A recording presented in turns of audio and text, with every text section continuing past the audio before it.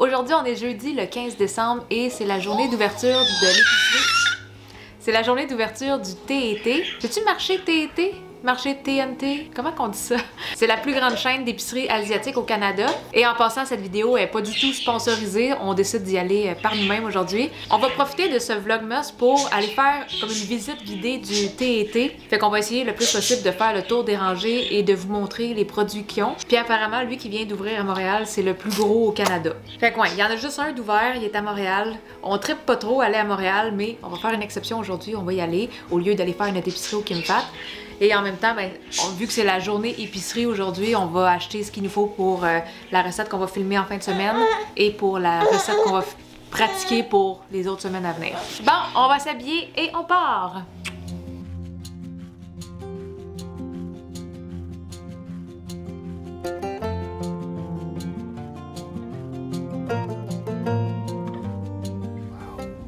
C'est gros. C'est immense. Il y a un line-up dehors. On va y aller. Là, pour rentrer, ils ont mis des tentes parce qu'il y a l'air d'avoir une grosse ligne. Et la ligne va quand même très loin là-bas. On est curieux de voir l'ouverture, donc on est là. Mon Dieu, c'est quoi les chances qu'on se fasse reconnaître avant même d'être rendu dans le fil?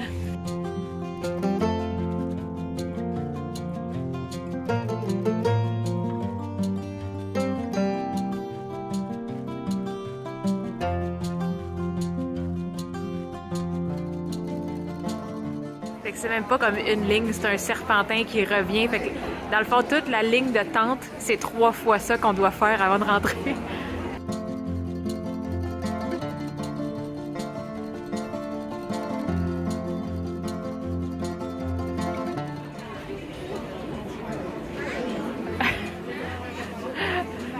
Elle s'endort. C'est long.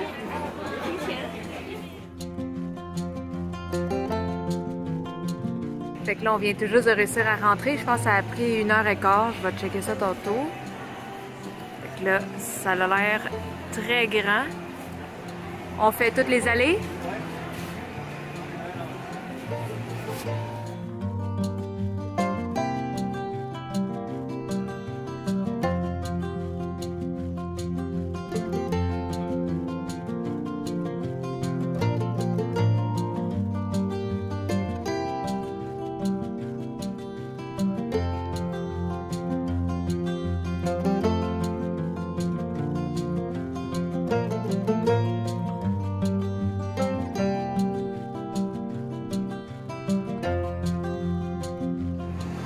Besoin de basilic.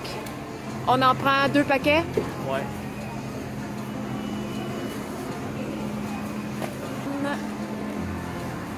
Veux-tu qu'on en prenne la neuve? Ouais, c'est pas Hey, j'ai jamais vu ça. Ah, c'est la première fois que j'en vois aussi.